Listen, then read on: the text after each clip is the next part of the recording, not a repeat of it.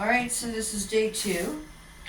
This is how it turned out yesterday. It's got a good coating over all of it. It looks fantastic in place. But there's more detail down at the bottom here, and the edges really didn't do anything. Most of the product was on the table this morning. It did do a lot of pooling in the gouges that I made, and I made much bigger gouges on the backsplash for behind the oven, which I wouldn't do again. I almost thought about restarting this morning, but because there's a oven range protector, and there needs to be for heat, or I'd have to do something else to this. I'm not worrying about that too much, because all you're going to see is this part here. So, but I do want texture. Now, I was thinking about doing much smaller pours today, and I was thinking about doing like a dirty pour of half pewter, little bit of white, pewter white, some silver, and maybe even a couple sprays of paint, and just come in and do some really light lines here. Oh, there's my practice piece. So this got dripped on, and what I wanted to see was how well a second coat of epoxy would stick to it, and it's fantastic. So I'm not worried about that.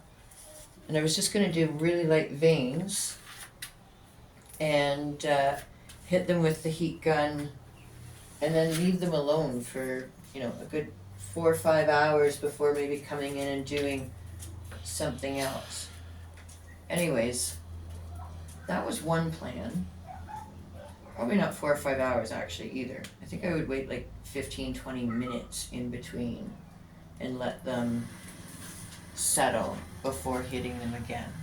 I'd have to time it to see what that might be. Anyways, that was plan A.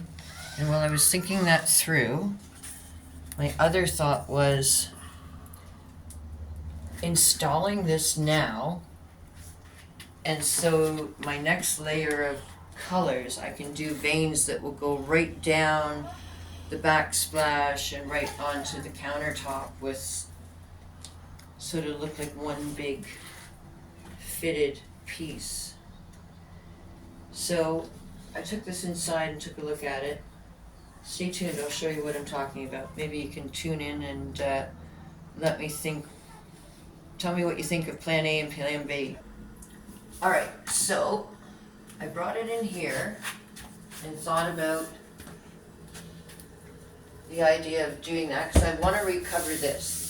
This was like my first pour ever, and I've had all kinds of problems with it. It was pitted, I had a fly into it, and it's too light.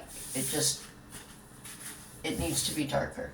So I want it to be more like the backsplash is here. So my idea is that when I come in and vein now, I can come down here and right into the backsplash, and then do a nice even clear pour over that to incorporate.